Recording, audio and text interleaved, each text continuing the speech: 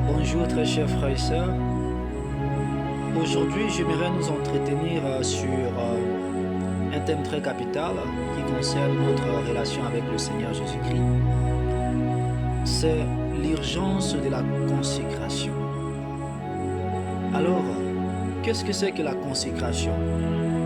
La consécration est cette étape où l'âme se décide de ne vivre que pour la gloire de son Créateur. Où l'âme se décide de faire que tout ce qui plaît à son Créateur. Donc, s'il faut le dire dans des termes brefs, c'est que l'âme se décide de vivre loin du péché.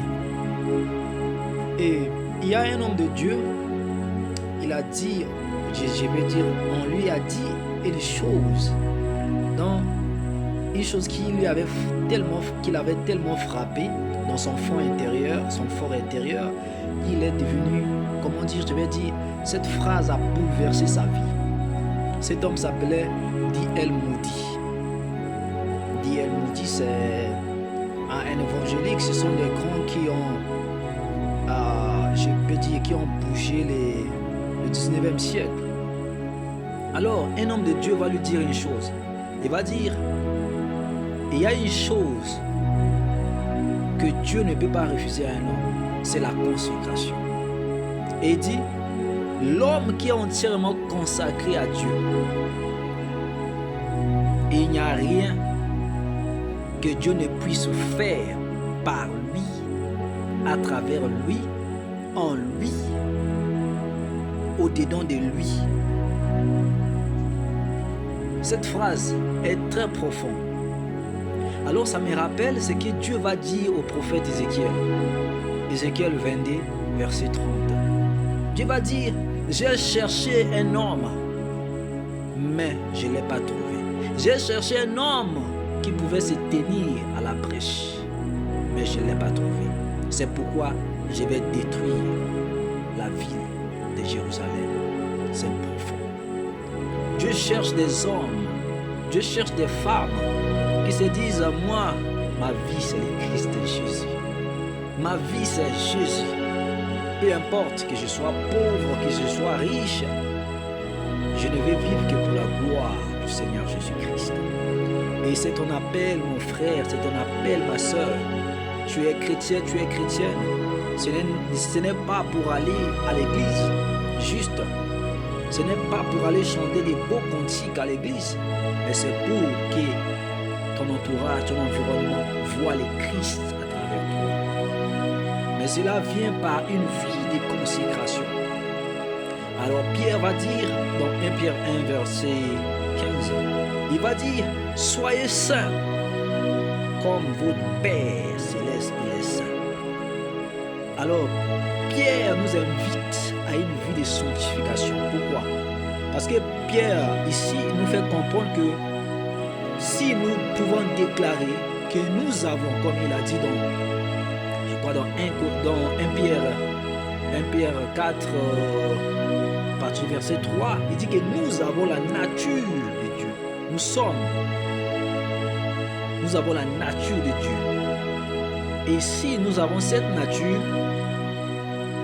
directement, sans opposition, nous devons être des acteurs de la sanctification. Et je sais une chose,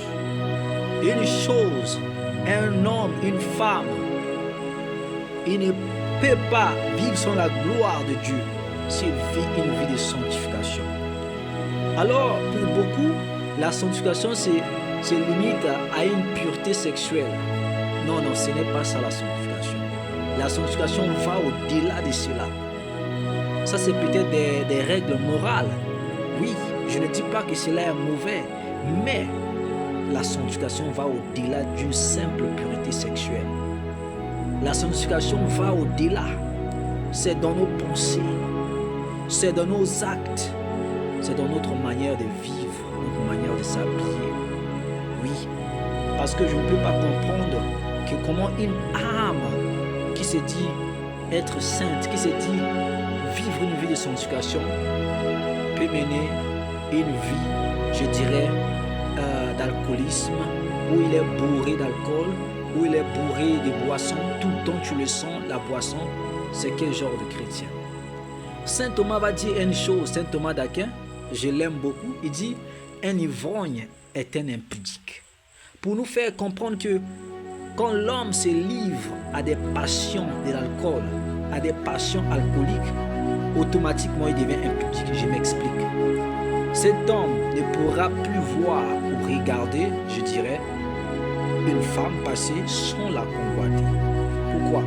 Parce qu'il y a le pouvoir, la puissance de l'alcool qui l'a tenu maintenant captif de ses sens.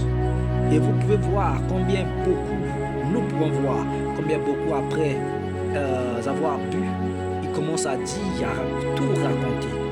Le prophète Isaïe va dire dans Isaïe 5, il va dire une chose qui m'a toujours frappé, je pense au verset 11. Il va dire malheur à ceux-là qui se lèvent très tôt le matin pour se bourrer, d'alcool. Au cas, ils vont aux enfers, leur âme va aux enfers.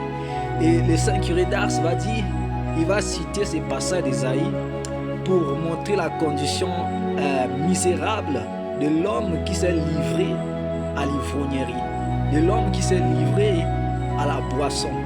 Son âme devient absorbée par les choses sales. Pourquoi? Parce que sa raison est, je dirais, est salie par l'influence, par les influences, je dirais, démoniaques, puisque le diable va profiter de cet état de l'ivrognerie ou de cet état où l'âme est livrée à l'alcoolisme pour lui inoculer des pensées immorales, des pensées bêtes, de la folie, je dirais. Comme hier, j'étais avec un aîné, un papa, je dirais. C'est un papa qui est livré à cette vie. Et quand il me parlait, je sentais une chose, que sa raison n'était pas sur place. Il parlait de tout et de rien. Il faisait du coq à l'âne. À un moment, il peut sembler comme parler fort, comme si tu ne l'écoutais pas. Voilà ce que la boisson peut faire à l'être humain. Donc, Pierre nous invite, il dit que nous puissions être saints. Nous puissions être saints. C'est ça l'urgence de la consécration. La consécration ne s'arrête pas seulement à ne pas boire. Boire, ce n'est pas un péché en soi, mais la mesure est toujours dans l'âme qui veut se sanctifier, qui veut aller loin avec Dieu. Et l'urgence de la consécration nous emmène aussi à cet état où nous commençons à aimer Dieu. À aimer Dieu, comme Saint Thomas dit. Il dit que nous avons été créés pour aimer, servir et obéir à Dieu. C'est ça le but pour lequel nous avons été créés. Et c'est ça l'urgence de la consécration. Pourquoi est-ce que tu vis? Est-ce que tu vis pour la richesse? Est-ce que tu vis pour tes projets? Est-ce que tu vis parce que tu as un bon travail? Parce que tu as la santé? Moi, je vis pour le Christ. Je sais qu'il y en a beaucoup qui vivent pour le Christ plus que moi-même.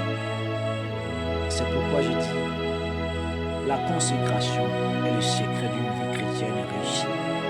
Dieu ne peut passer que par un homme qui est consacré à lui, qu'il soit dans le ministère ou pas. Parce que la plupart des chrétiens pensent que, puisqu'ils ne sont pas pasteurs, puisqu'ils ne sont pas prêtres dans une église, alors ils peuvent vivre leur vie à l'air, comme ils la sentent en fait. Non, tu vis, ta vie est pour le Christ, ta vie est pour sa gloire, ta vie est pour rendre témoignage à l'évangile de Jésus-Christ. Alors je nous souhaite cette grâce d'une vie de consécration.